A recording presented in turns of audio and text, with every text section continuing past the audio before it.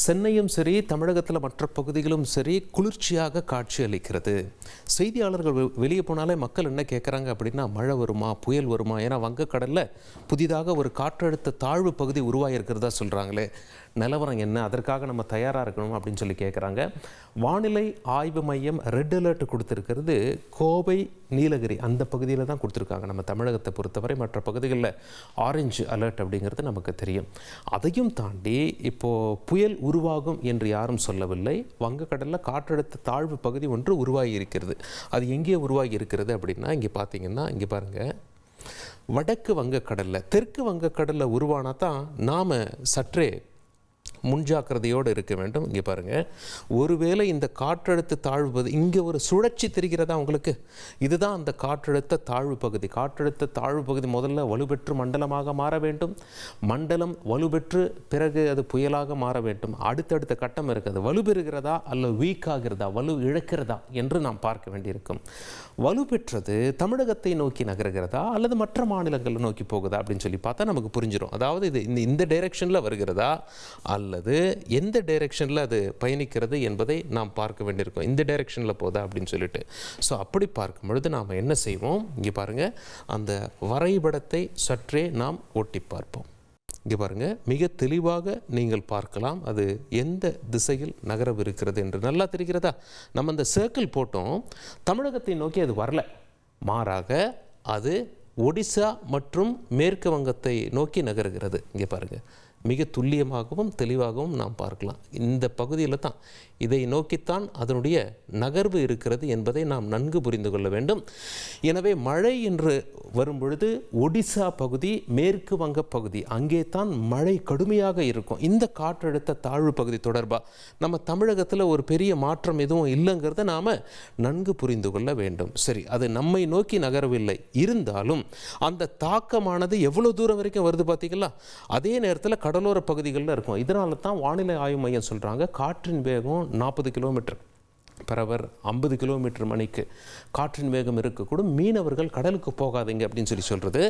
இங்கே ஒரு காற்றழுத்த தாழ்வு பகுதி உருவாகி அதனுடைய தாக்கம் அந்த வங்கக்கடல் முழுவதும் இருக்கிறது, கடலோர மாவட்டங்களில் இருக்கும் என்ற காரணத்தினால் எச்சரிக்கை. மற்றபடி நம்ம தமிழ்நாட்டுக்கு கனமழை எச்சரிக்கை இருக்கிறது. அப்பப்போ கனமழை வரும் என்று சொல்கிறார்கள் 31ஆம் தேதி வரை. சரி, நாம் இப்போ இதை இங்கே ஸ்டாப் பண்ணிடுவோம். சரியா? இப்போது தமிழக கடலோர பகுதிகளுக்கு கனமழை எச்சரிக்கை இருக்கிறது, புயல் எச்சரிக்கை எதுவும் கிடையாது என்பதை நாம் புரிந்து கொள்ள வேண்டும். சரி, மழை அப்போ எந்த பகுதியில் கடுமையாக வரும் அப்படின்னு சொல்லி நாம் பார்த்தோமே. நீங்கள் பாருங்கள், இதை ஸ்டாப் பண்ணிவிட்டு நாம் சற்றே ஜூமின் செய்வோம். இந்த டைரெக்ஷன்ஸ் எல்லாம் எடுத்துருவோம். சற்றே ஜூமின் செய்து பார்த்தால் இங்கே பாருங்கள், தமிழகத்தில் குறிப்பாக தென்மேற்கு பருவக்காற்று கொண்டு வரும் மழை தான் தென்மேற்கு பருவமழை, தென்மேற்கு திசையிலிருந்து வருகிறது. அதனால் என்ன ஆகுது அப்படின்னு சொல்லி கேட்டிங்கன்னா, இந்த அரபிக்கடல் பகுதியில் அமைந்திருக்கக்கூடிய பெரும்பாலான இடங்களில் அதனுடைய தாக்கம் ஏற்கனவே இருந்து விட்டது, இன்னும் அதனுடைய தாக்கம் இருக்கும் என்று சொல்லப்படுகிறது. குறிப்பாக நம்ம நீலகிரி மாவட்டம், கோவை, நீலகிரி அந்த பகுதியெல்லாம் மேற்கு தொடர்ச்சி மலை என்ற காரணத்தினால் அங்கிருந்து வரக்கூடிய வடகிழக்கு பருவமழையின் தாக்கம் அங்கேயும் இருக்கிறது. நீலகிரியில் நல்ல மழைங்க. கடந்த சில நாட்களாக நீலகிரி காட்சிகளை பார்த்து விடுவோம்.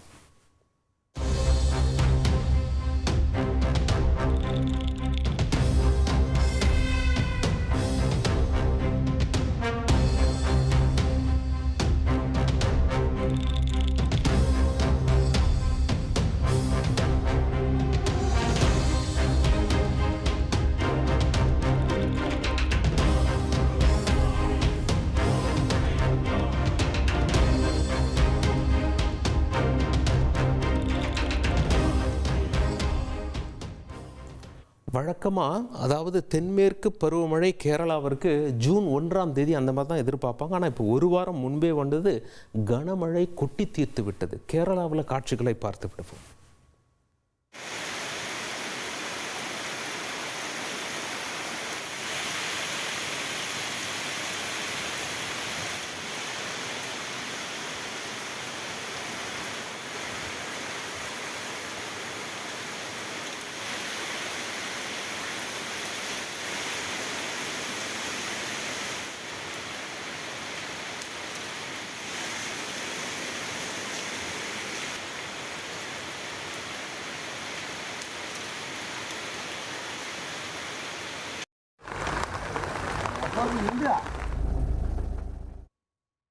கேரளா மட்டுமில்லை, கேரளாவில் ஆரம்பித்து அப்படியே கர்நாடகா, கோவா, மகாராஷ்டிரா என்று சொல்லும் பொழுது மும்பை பகுதியில், குஜராத்தில் ஓரளவு மழை இருக்கிறது.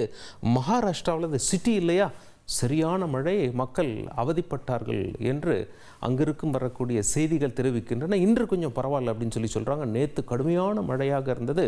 அதனுடைய தாக்கம் தொடர்பான காட்சிகளை பார்த்து விடுவோம்.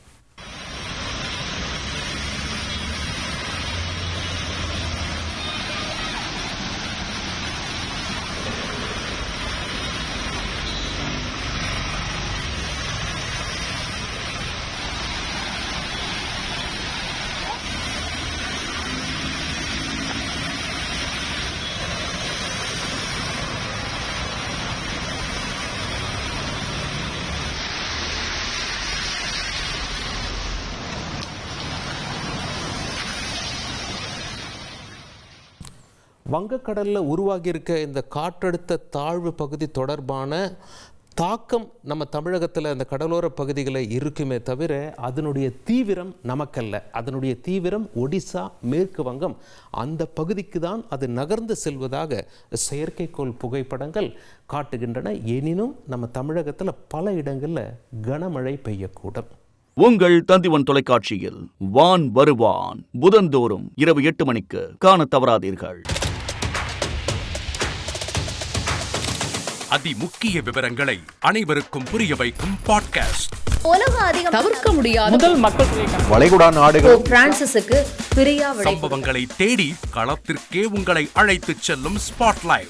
அங்க இருக்கக்கூடிய கள விவரங்கள் என்ன? கடந்த 5 வருஷமாவே சார் எனக்கு ரொம்ப பிடிக்கும் அவர் வர்றதுக்காக. எங்களுடைய நியாயமான கோரிக்கை.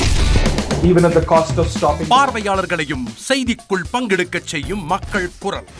50 ரூபாய் எங்களுக்கு தண்ணிக்கு ஒரு தீர்வே இல்லங்க 10 வருஷமா. எங்களுக்கு சரியான ஒரு விடிவு கிடைக்கவில்லை. 60,000 ஏக்கருக்கு தான் கேக்குறோம். பிச்சை கேக்குறாங்க. புத்தம் புதிதாக, வித்தியாசமாக.